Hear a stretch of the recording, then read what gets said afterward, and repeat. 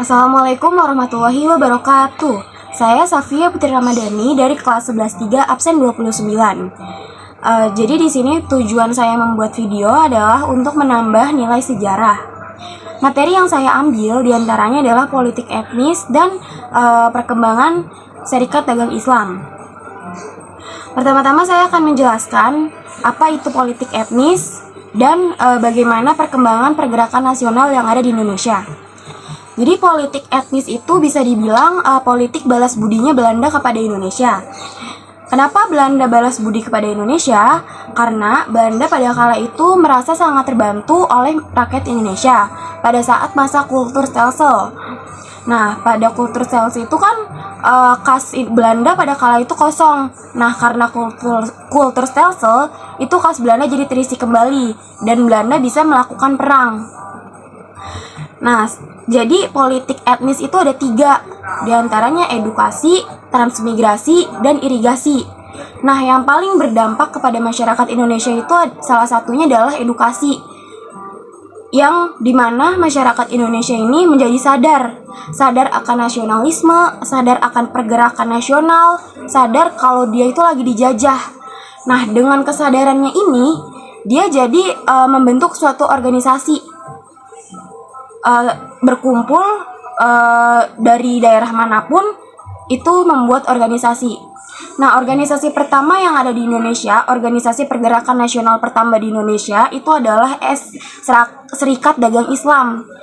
Nah, Serikat Dagang Islam ini awal mulanya dibentuk karena adanya keributan antara pedagang Cina dengan pedagang lokal.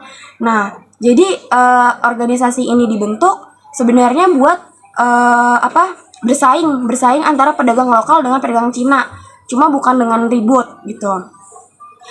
Nah, awalnya pastinya Serikat Dagang Islam ini berfokus pada perekonomian, yang lainnya enggak, jadi cuma perekonomiannya aja.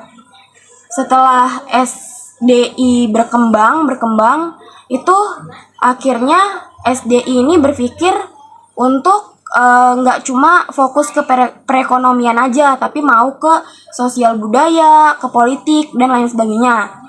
Nah, berubahlah SDI, Serikat Dagang Islam ini menjadi SI atau Serikat Islam. Nah, Serikat Islam ini diketuai oleh Host Cokro Aminoto. Nah, pas Host Cokro Aminoto ini memimpin, SI ini menjadi berkembang sangat pesat. Banyak banget masyarakat Indonesia itu yang bergabung ke organisasi ini. Nah, tapi karena banyaknya yang bergabung, jadi malah semakin banyak juga pemikiran-pemikiran yang berbeda, jalur yang berbeda, jalan yang berbeda. Nah, karena itu malah menimbulkan adanya perpecahan di Serikat Islam ini. Nah, perpecahannya itu juga terjadi karena adanya pihak Belanda yang manas-manasin buat nyebarin paham komunis gitu semacamnya. Jadi di 1914 tuh ada Snevlit, itu orang Belanda mendirikan organisasi Indiske Sosial Demokratiske Vereniging. Itu pada saat itu berubah menjadi PKHB.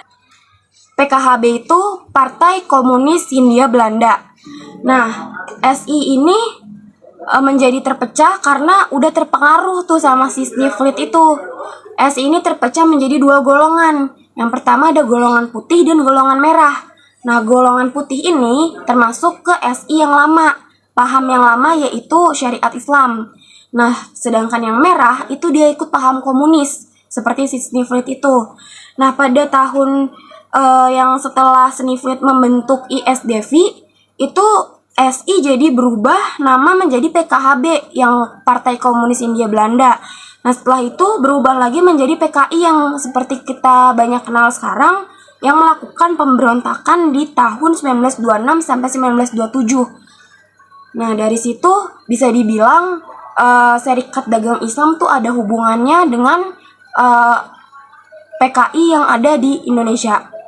Sekian penjelasan dari saya. Terima kasih.